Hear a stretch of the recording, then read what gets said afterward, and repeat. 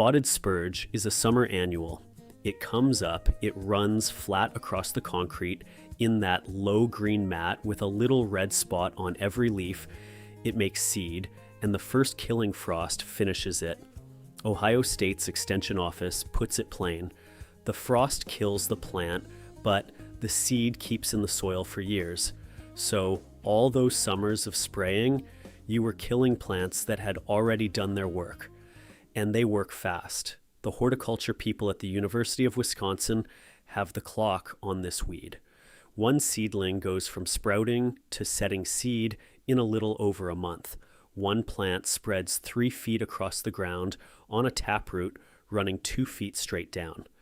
And it throws thousands of seeds, tiny brown ones you would have to kneel on the concrete to see. And when they get wet, they turn sticky and ride out of that crack on the sole of your boot and the tire of your mower. So that mat you are looking at in late August has already printed next summer for you. Now, the old groundskeepers worked this out with no soil thermometer and no label to read. The men who kept the ball fields and the cemeteries green knew the weeds that die on their own every fall are the ones you beat with a calendar instead of a jug. That is the way it was done before the lawn store had an aisle for it. I'm Garry Strickland. What I bring you is old-timer lawn knowledge, the plain and patient methods the old groundskeepers used to keep grass thick on nothing but a mower and a coffee can of seed, gathered from the accounts of how those lawns were actually kept and told the way a neighbor tells it over the fence. Simple, cheap, and nothing to sell you but the truth. The grass hasn't changed, the marketing has. So pull up a chair. So why call this the Amish way? Because of how a plain farm has to count. There is a study of modern Amish agriculture written up by Catherine Blake describing a system that reaches for rotation and cultivation and timing before it reaches for a herbicide. A horse-drawn cultivator cannot chase a weed. You cannot walk a team into a field in August and undo what a seed did in June. When timing is the only tool in the barn, the seed is the only target worth aiming at. That is the whole secret, and it is not a potion, it is a way of counting. Which brings me to that bag. Move 1 is corn gluten meal, not corn meal. Corn gluten meal, and there is not one bit of gluten in it. That name is a leftover from the mill. It is what is left of the corn kernel after the wet mill pulls out the starch and the oil. About 60% protein, about 10% nitrogen, and for 100 years it has been hog feed and chicken feed. Iowa State's Extension people note that the powdered kind on the floor at the feed mill is the same material they sell you in the lawn aisle. Now, a feed mill commodity doing a job the lawn aisle charges you for is exactly the kind of thing the old groundskeepers knew, and hardly a word of it ever got written down. So it is written down plain now in a book called The Old Ways, 50 Forgotten Lawn Secrets from America's Greatest Groundskeepers. 104 pages of the small, cheap, patient tricks those men used to keep grass thick, set down in order for a regular homeowner. Part 1 is the soil and weed control without the harsh stuff. Part 2 is the weekly habits. Part 3 is the seasonal rhythm. And Part 4 is the fixes for when things go wrong. One book against a bottle you buy again every summer. Now go ahead and grab your phone and open up your camera, the same one you use to take pictures. Point it at that square code on your screen and hold it steady for a second. A little link will pop up. Give it a tap, and it will take you straight to the book. And if you are watching on your phone right now, the link is waiting for you right down below in the description. Take your time. There is no rush at all. I'll wait right here. Nobody went looking for what that meal does either. In 1986, a turfgrass man at Iowa State named Nick Christians was using corn gluten meal as a growing medium in a study on lawn diseases, and he noticed the grass seed sitting in it would not come up right. He chased that down instead of writing it off. What he found was a compound in the protein that stops a germinating seed from putting out a root. The shoot comes up looking fine. The root never forms. Then the soil dries a little and that seedling wilts and dies with nothing to pull water from. The patent came through in 1991. Now hold on to that because it tells you exactly what this bag can and cannot do. It works on a seed in the act of sprouting. On a spurge plant that is already up and running, it does nothing whatsoever. You could empty the whole bag onto that mat in your driveway, and all you would do is feed it. And pay attention to this next part, because it explains why half the people who try this say it is a miracle, and the other half say it is money in the trash. The meal goes down before the seed sprouts, never after. Illinois Extension says to put it out when the forsythia blooms, or when your soil temperature holds at 55 degrees or better for 5 to 10 days running. For spurge, that timing is comfortable because North Carolina State's plant records have spurge germinating anywhere from 60 degrees on up to 100, and Wisconsin says it really gets going once the soil is above 75. So the meal goes out while the ground is still cool and the spurge is still asleep. The rate is 20 pounds per 1,000 square feet. That is heavier than most spreaders will throw in a single pass, so plan on walking the lawn twice. Then water it in. And then comes the part everybody skips. After you water it in, that ground needs to stay on the dry side for a couple of weeks.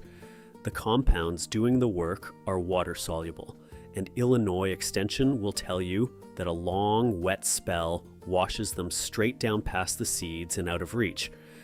That one sentence about water seems like a small thing. It is the entire argument. In a greenhouse where a man controls every drop, Bingaman and Christians screened this meal against 22 weed species back in 1995, and it cut survival and root growth on every one of them. Purslane, which sprawls flat and low in the same habit as spurge, was one of the most susceptible on the list. Out in a wet field, the whole thing falls apart. Oregon State ran trials over 2 years and reported that corn gluten meal did not control any weeds in any trial under any circumstances, and that thanks to the nitrogen, it made a fine fertilizer for the weeds instead. And no, I am not making that up. Linda Chalker-Scott at Washington State says flat out that there is no field data supporting it where she is, up in the Northwest. I am handing you the bad news on purpose, because the old fellas never oversold anything either. So the honest version is that this meal is a pre-emergent that is only as good as your weather and your patience. Iowa State's own extension says results may not be obvious after a single application in the first season, and that control improves every year you keep using it. It costs more than the synthetic pre-emergent does. It will stop your good grass seed from rooting right along with the weed seed, so you never put it down in a season you are seeding. And spurge is not always named on the label, so read the label and check the current guidance before you put anything down on your ground, which is exactly why Move 1 was never meant to stand on its own. Moving 2 costs you nothing, and it is the one the old groundskeepers would have started with. Spurge needs light on bare dirt. The University of California's pest management program says it straight out. When open spots develop in a lawn from stress or disease or thatch or just plain abuse, light reaches the soil surface, and that is when spurge germinates. Then they add the part nobody wants to hear. Once the spurge has established itself, changing your watering or your feeding will not control it.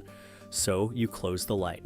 3 things do it, and not one of them costs $1. Raise the mower. The California people found that going to 2 inches or more on tall fescue or perennial ryegrass cuts down that first invasion. 2 inches is their floor and not their ceiling, and every notch you climb above it is more shade on the soil and less light on the seed. That change is free, and it happens every week, whether you think about it or not. Check your thatch. Same source. Keep it under 1/2 inch. Push your fingers down through the grass to the soil and feel how deep that spongy brown layer runs. If it is thicker than half an inch, you are growing a seed bed on top of your lawn. And water is deep and rare. North Carolina state's records have Spurge tolerating poor soil and drought better than your grass ever will. So, the man out there sprinkling 10 minutes every evening is running a contest the Spurge wins. One long soak, then leave it be until the grass tells you it is thirsty. That sends your roots down where Spurge cannot follow. Those two moves take care of the lawn. The driveway is a different animal because there is no grass out there to do the work for you. And once we have handled the concrete, I will give you the one rule that turns all three of these into permanent, which is the part the old fellas would have said first. Move 3 is a kettle. Boiling water, that is the whole tool. Iowa State's extension answers this question straight. Boiling water works as a contact killer on weeds in the cracks of a sidewalk or a patio. It is most effective on young, newly emerged annual weeds. The plant wilts almost immediately, and it browns out 1 to 2 days later. They are honest about the limit too. It kills only the part it touches. It will not kill the root, and it will not kill seeds sitting down in the soil. So the first pour is not the end of the job. But for a crack full of week-old Spurge seedlings, there is nothing better. And I say that with a trial behind it. Back in 2008, Christofferson and 2 colleagues compared 5 ways of clearing weeds off hard surfaces without a bottle: flame, steam, hot air, hot water, and a mechanical brush. Hot water came out on top, it beat the flame, and it beat the brush. They were straight about the ceiling too. Even the best of the 5 only held the weeds down so far, which is why you keep the kettle handy instead of expecting one afternoon to finish the job. So, here is the routine on concrete, and mind yourself doing it. Boil the kettle. Carry it out by the handle and pour from the spout, not from an open pot, because a slosh of that across your foot is a trip to the emergency room. Pour slowly, right down into the crack on the young ones. Then come back in a day or 2. Take the survivors out by hand. Do it when the dirt in the crack is damp. Get down low and pull steady so the taproot comes with it, because if you snap a mature plant off at the surface, it will push right back. Wear gloves. Spurge bleeds a milky white sap the moment you break a stem, and North Carolina State's records list that sap as a skin irritant and the plant as toxic to people and pets. So keep the grandkids and the dog off it while you work. Put the pulled plants in a bag, not on the compost pile. You do not want that seed anywhere near your beds. Then close the crack. Sweep it out clean and fill it with sand, or polymeric sand, if it is a paver joint. An open crack holds dirt and water, which is every single thing a Spurge seed is hunting for. Fill it, and there is nowhere for one to sit. Now, the rule that makes the whole thing hold, and this is the one the old fellas would have led with: never let a single plant finish. That is it. Everything else on this list is there to support that one sentence. Spurge has no other way back into your yard. There is no root that lives through the winter, no runner creeping under the sod, no crown waking up in April. Frost takes every plant every year without fail. The only thing that survives a winter is seed, and every seed came off a plant somebody let finish. So you put the 3 moves on a calendar and you run it. Late summer, right now this week, you walk the driveway and the thin spots, and you take out every mat you can find before it sets another seed, and you throw grass seed down while you are out there, because Nebraska Extension puts the cool season overseeding window at roughly August 15th to September 15th, and a thick fall lawn is a dark lawn come June. In spring, when the forsythia opens and the soil holds 55, the meal goes down. In a year, you are not seeding. All summer, the mower stays high, the kettle stays handy, and nothing on your property gets to be a month old. Do that this year, and you will see less of it. Do it 3 years running and the seed already in your ground runs out, because Ohio State will tell you those seeds keep for years, not forever, and you are not adding any. That is what forever actually means here. You stopped paying into the seed bank and it emptied. And that first hard frost is still coming this fall, same as it always did. Only this time it is taking a plant that never got to leave anything behind. That kind of counting is what the old ways, 50 forgotten lawn secrets from America's greatest groundskeepers, is full of, from the first thaw in spring right through to putting the yard to bed in the fall. Now go ahead and grab your phone and open up your camera and point it at that square code on your screen and hold it steady for a second. A little link will pop up, give it a tap, and it will take you straight to the book. And if you are watching on your phone right now, the link is waiting for you right down below in the description. Now, if you enjoyed this video, you will enjoy the video right now on screen even more. I can assure you on that. Click it right now, my friend.